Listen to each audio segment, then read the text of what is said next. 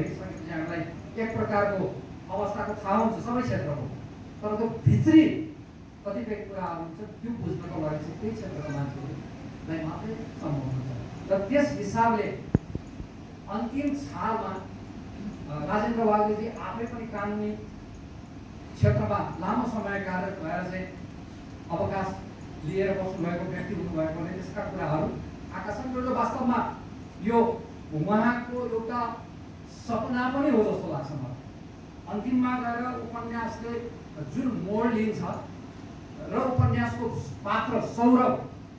जसरी अन्तर्राष्ट्रिय मञ्चमा गएर सम्मानित हुन्छ, मलाई लाग्छ त्यो सम्मान राजेन्द्र वाग्ले र राजेन्द्र वाग्ले जस्तै थुप्रै नेपालीहरूको सपना हो। कुनै एउटा अन्तर्राष्ट्रिय मञ्चमा एउटा सामान्य घर परिवारको मान्छे जब उभिएर अन्तर्राष्ट्रिय सम्मान प्राप्त गर्दछ, त्यस बेला मलाई लाग्छ त्यहाँ राजेन्द्र वाग्ले मात्रै खुसी हुने अवस्था आउँदैन, त्यहाँ हामी सबै नेपाली भएको नाताले गौरव गर्छौँ र एक प्रकारको आन्तरिक खुसीको अनुभूति हुन्छ।